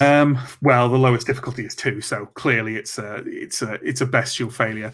I think the last time we did it, there were kind of howls heard through the tunnel system. That's true. And I think that's absolutely fine. You basically have a kind of freak out frenzy in these tunnels at the prospect of never being able to find blood again. I think that's reasonable after the night we've had. Yeah, I think that's fine. It's quite de-stressing having a freak out frenzy in the tunnels. Yeah, I'm beginning to think that this is just a thing that Mandrill does to wind down. John has raised the point that you do have a ghoul. Yeah. It's perfectly common to feed from ghouls. Just don't do it often enough that you offset the balance of their ability to serve you by making them weak from drinking from them all the time. But how often do I need to feed my ghoul as well? Once a month? Or is that... Yeah, it's still once a month. And is that a rouse check that you generally make if you're paying attention to that kind of thing? Yes. And you could feed from them on... the rules are ambiguous, but about once every 2 weeks you could feed without harming them. I think we've fed more recently than that already on Chuck. I don't recall you doing it. But I could be wrong. We fed on ghouls. You fed on the security detail. I don't think you fed on Chuck. So if you want... Perhaps in Mandrill's frustration, she heads back and taps the well of Chuck. I think we might be getting confused because we fed on the security guards and then you immediately fed Chuck. Yeah, I think you're right. That might be right. Yeah. I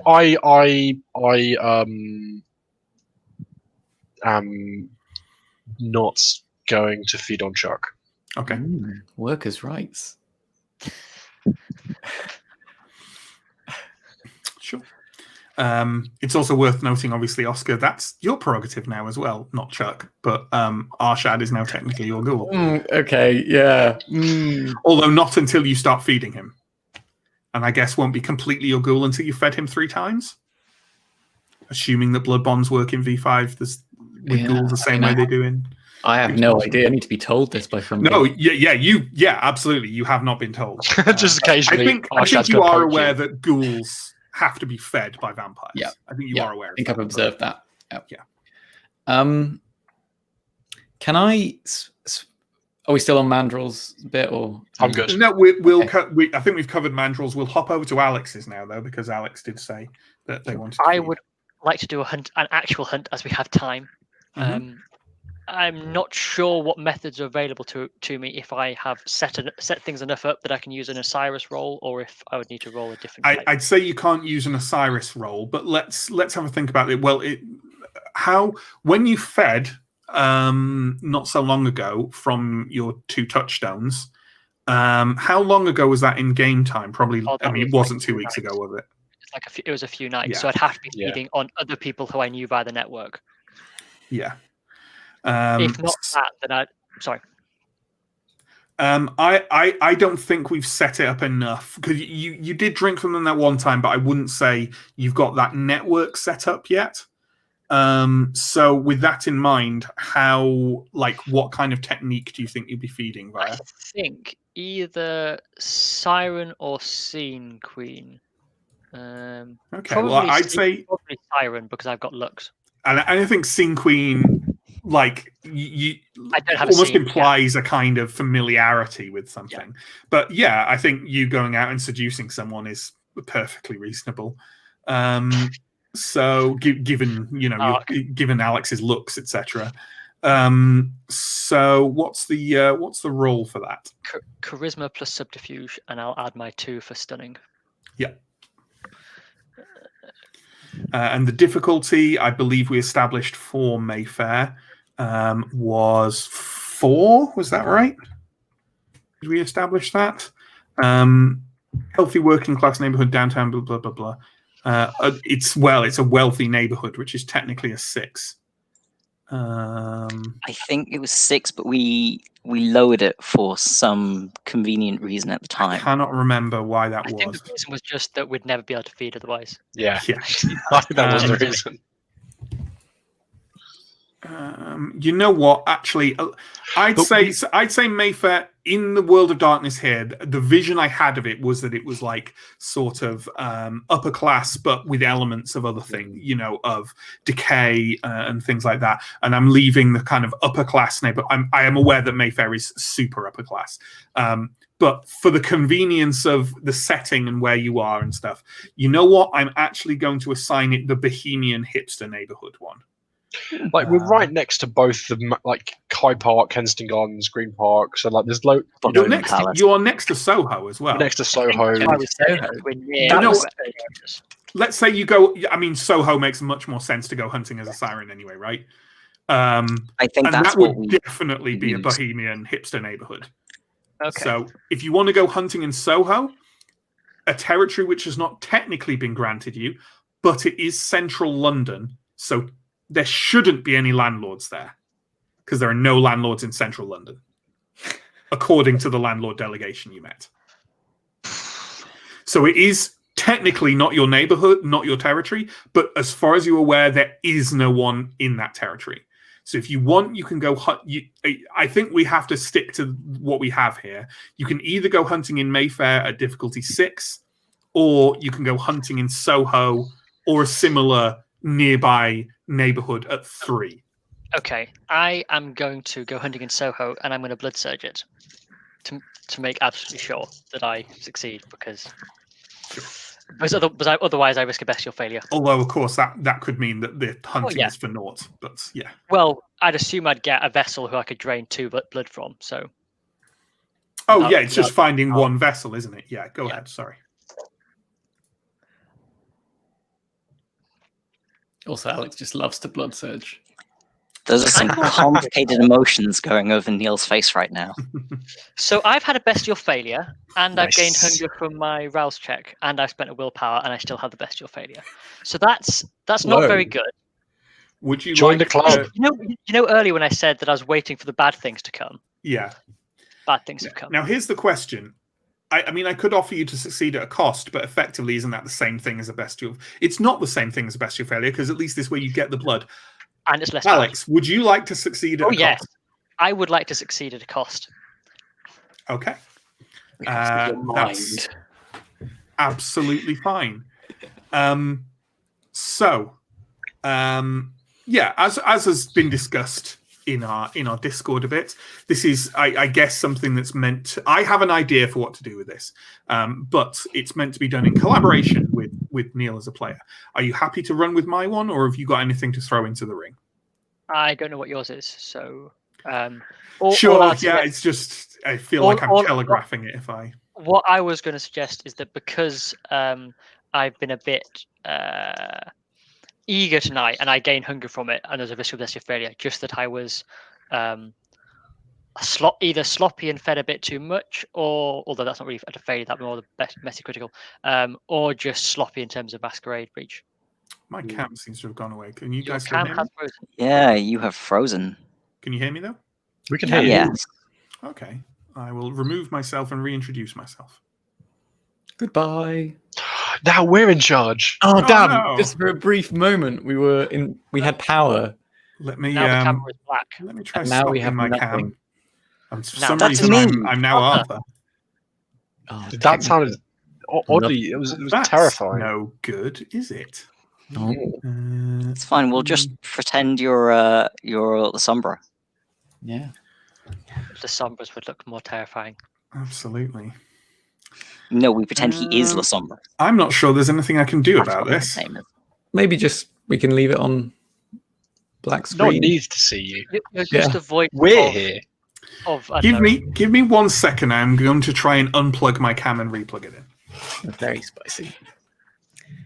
Oh Exciting. man, I am. Well, I mean, apart from screaming rats down at the subway, there's not much I can do to keep everyone entertained. it's very entertaining watching you scream at rats, though. I don't know. It's A a lot of rats. pastime.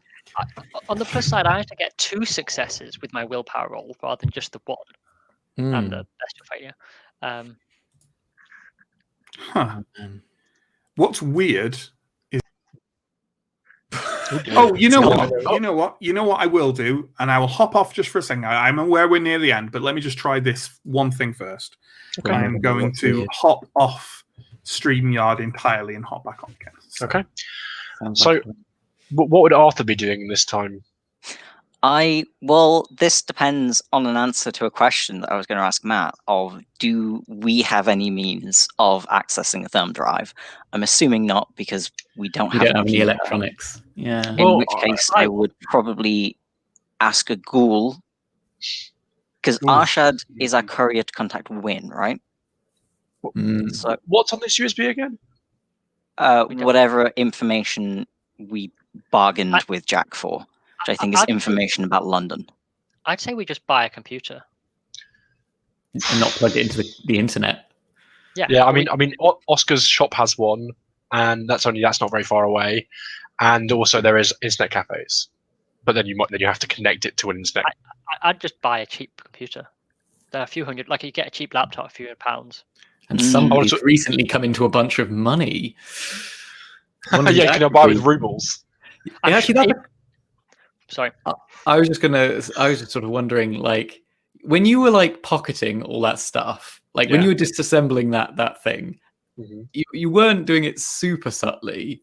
So, But like, what do you say? What's your point? If you see anything, I'll break your fingers. How about that? okay, that's a fair point. That's a fair point. If Not Jack comes here and goes, was there anything else? I'll go, yes, but I have already disposed of the cash. You came I've back I've to sold save it. me. I have, like, I'm not looking to swindle you. The currency that was still legal tender, I have gone to the currency exchange shop and exchanged, and the ones that were antiques I've pawned. I can tell you where I Whoa. exchanged them. That's what I will Wow. have to tell them. Oh man. I personally remember him saying only to get some evidence, but that's Yeah. Mandrel's faulty hearing. We gave him 100% of the evidence that we wanted to give him. I gave him 100% of the evidence I had on me at the time. Yep. And I was not there to give any evidence. Again, if Jack wants more information, Jack can come and say hi, and I'll give what I've got left over. I managed to get rid of. So it looks like Matt is having some microphone difficulties also at this point. So we are in a bit of a tricky spot.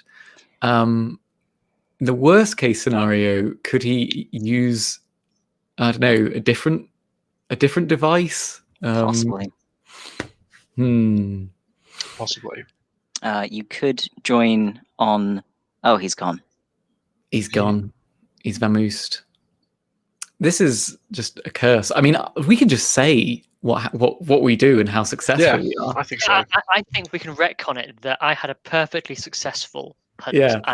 And, The cost was. I too much think I'm going to have to success. step in here and Yes, that seems maintain order. before Oh! the central fire revolution. Oh, Hold these back. There's Hang on. there's a new person in charge.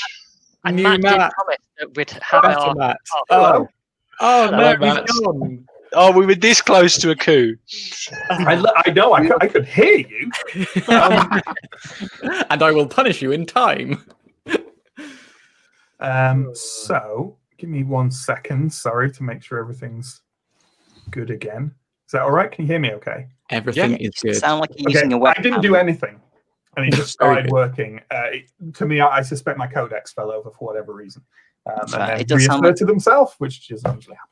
It sounds like you're using a webcam mic, but Does it? it doesn't matter. I shouldn't be, according to this, but Or something. It's okay. It's fine. how's It's that? fine. It's fine. How's that? Is that any better? That's much better. Yes. 100%. Weird. So what horrible Anyway. thing was about to happen to Alex? Sure. You had to remind him. Yeah. Sure. Well, my idea was linked to that, so we'll run with what is essentially both. So basically, you find someone. You go out to one of the few bars that's still open this late in Soho.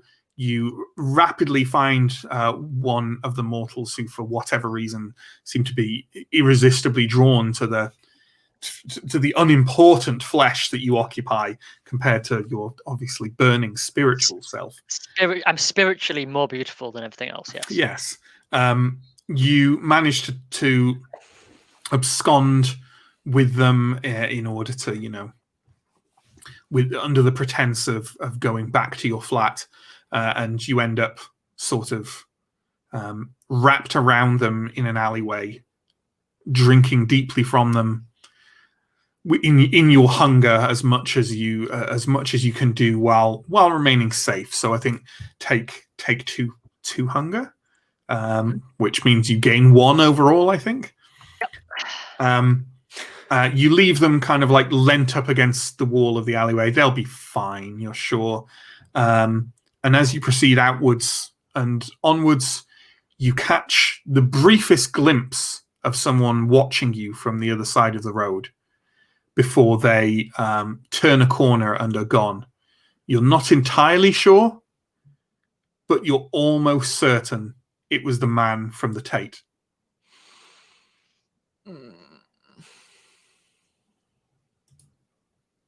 Okay. Well, I'm going to take a circuitous way back and go in through the postern just to make sure.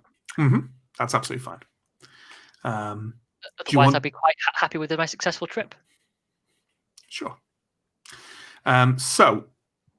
Sorry, was there something else? I was going to ask if I can do it again, but I might be running out of time. I think you'll be running out of time at this stage, especially having to go to Soho and come back. So we've taken care of Alex and Mandrel. Oscar, did you have anything else before we kind of wrap up the session? So after I'd rested like a bit and become a bit more aware of everything, I would think to check on the book that I got, the on the Dead and Their Ways, see if it was all right, and probably look through it a bit. The other thing I was thinking about doing as well, like dividing my time, is trying to do the first of those healing things. I think we'll wait because you've healed once tonight in a kind of fudgy way, so we'll wait until the following evening, and then you can make a rouse check. In that case, in that case, I'm just checking on is the book all right? The book is absolutely fine. It is what seems to be a dense, archaic tome. Okay, will take some time to study. I will dig into that tremendously and work on translating bits of it and such. Arthur, is there anything you want to cover? I was thinking about ways for us to actually access this thumb drive, because none of us actually have electronic devices. I'll ask a ghoul if they have any computers or anything. Probably not. They say that they have no access to them here, although you could always maybe try and make contact with the elders and see if they could get one. They also kind of ask to look at it, and they just kind of go, I mean, you could just take it to a library or an internet cafe. I mean, a ghoul might not be entirely minded with matters of the Masquerade here, so No, take that with a pinch of salt. we did briefly discuss this while you were off screen, assuming I'd sort of waved it at the other players at some point, and we were pondering actually buying a computer, which I'm guessing isn't something I can do at 3 o'clock in the morning. I don't believe. yeah, it is. I believe, technically speaking, the Camarilla frowns on that, but as long as it's not actually connected to the internet and you don't actually have any accounts of things, technically you may not have breached anything. Also, I saw that someone in chat, indeed, like as Neill says, buy a computer with your resources, and someone in chat has also said, is there a computer in Oscar's shop? And the answer to that is absolutely yes. Of course, he'd need a shop. I A also computer to printed help him out in his shop. a thing at my shop. Is Oscar's shop secure? Did you? I did do a little bit Oscar, of work how to safe is try your and. shop? How So you safe is come your in. shop? I sort of stuffed the book away a bit. Yeah, my shop's safe. It's fine. I was there. I scouted around. It's about as safe as anywhere, apart from here, I guess. It's certainly a lot safer than an internet cafe. And you can just unplug the Ethernet cable, and it will no longer be attached to the internet. True. Do you mind if we visit your home tomorrow evening? Yeah, go for it. Yeah, let's do that. All right. Okay. So there we go. No cliffhanger this week, down to timing, unfortunately. Sorry, did you want to add one? Did you want to add something there, Oscar? I open my book dramatically and start reading. Oh God! Oh God! Absolutely. Lift. So, cut to black on Oscar opening a book and going. Yeah, What there have we I go. seen? Let's wrap up the session there. Probably would have made a more dramatic ending if I hadn't had to vanish for 10 minutes to sort out my cam and mic, but there we go. Thank you for watching, everyone. Thank you to our stream manager, Steve. Thank you to our players, as always. And yeah, we hope you enjoyed it. We'll be back next week, 8 o'clock on Tuesday evening, GMT, for more London Ascendant and Vampire V5. We've got another series as well. It's a game called Simbaroom, Dark Fantasy, from the wonderful people at Free League. And they and we play Wednesday nights, 8 o'clock GMT, here on Twitch. We've got lots of other links and stuff, social media and YouTube and Patreon. They're all down below. And yeah, I think that's it for me. My usual evening blurb has been massively thrown off by my technical difficulties. So yeah, thanks for watching, and we'll see you next time. Goodbye. Farewell. We're still